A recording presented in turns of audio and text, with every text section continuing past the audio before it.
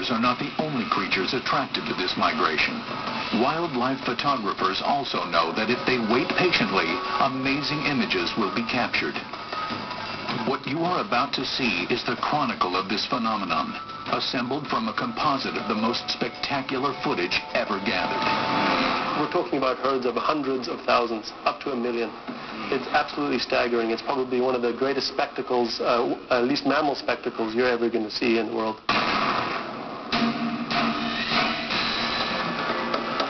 When the water and grazing disappear in one area due to a drought, the wildebeest move along to where the rains are falling to find new food and water. The wildebeest have to cross a number of rivers in their perilous but amazing 300-mile journey, like the Grumeti and the Mara in Kenya. Many do not survive this treacherous pilgrimage, falling prey to predators and the elements.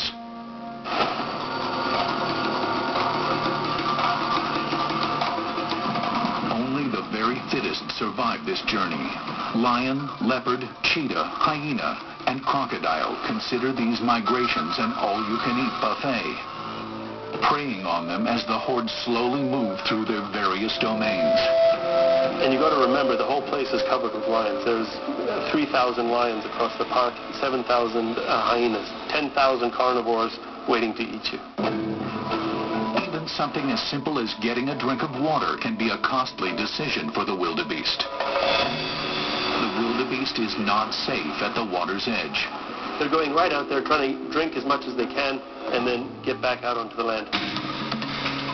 Crocodile hunts by complete surprise. It comes in underwater, you don't see anything, the water is very turbid, and suddenly this crocodile will erupt. It's like a volcanic eruption. I mean, it's an explosion. And this animal will just rocket up out of the water. But after a dangerous rest stop for water, the herd must still cross this treacherous river. Why take this dangerous plunge? Simple. The grass is greener on the other side. They are willing to take the risk of the crossing so that the herd can eat and flourish. A few losses for the survival of the masses is worth the price paid. They know there is safety in numbers, and as the pressure mounts from the herd behind, they take the plunge. For the crocodile, a stampede of the entire herd is dangerous.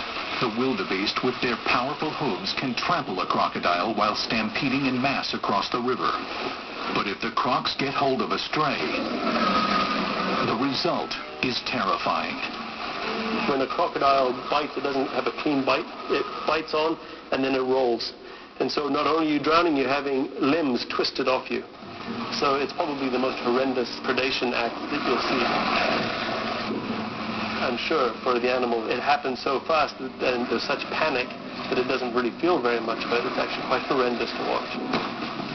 This is a stampede that is awe-inspiring, violent, and frightening.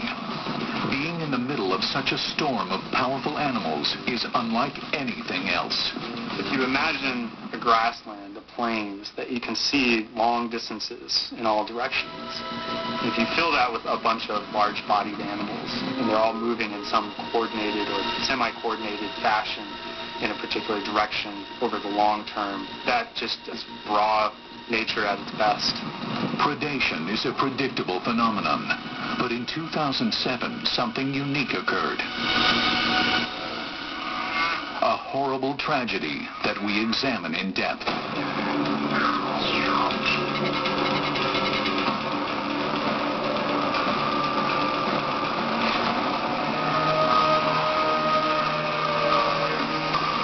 Kenya's Mara River. As many as 10,000 wildebeest drowned while attempting to cross during their annual migration. The drowning created a twisted pileup of wildlife after part of the migrating herd tried to cross the Mara at its most difficult path. As the animals move, they're forced closer and closer and closer and closer together until at some point they're actually forced to cross.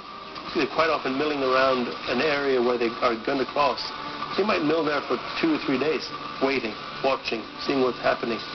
And as soon as they get down to the river, they're looking for embankments that are generally easy to get down to the river, across, and then an easy exit. That doesn't always work. Sometimes they're going off these crazy embankments and jumping off what looks like a small cliff. into the water and landing on other animals, and then they've got to get out the other side.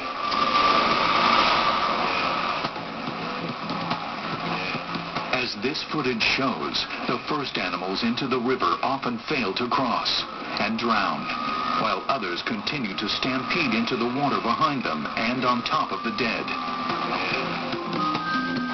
Once they jump into the water, they are often unable to climb up the steep embankments on the other side. As a result, many are swept up by the current and drown. If you're part of 100,000 animals and you wander down to the river, you've got 100,000 animals behind you pushing. If they're pushing hard, you have no choice. You got to go.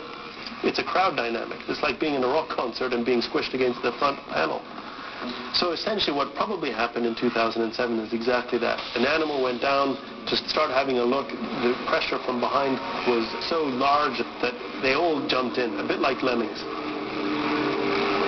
The most dangerous situation during a stampede is when there's a large number of individuals trying to pass quickly through a narrow passageway. And the river crossing Mara is one example of that. The river itself is a threat because wildebeest are not particularly well adapted for swimming, and they're not particularly well adapted for climbing these muddy banks. Most years, 1,000 or more wildebeest will perish in crossing the Mara. But nothing has equaled the tragedy that occurred in 2007. For the herd, the losses are just part of the epic journey. For those that survived the stampede that day, there will be more challenges ahead.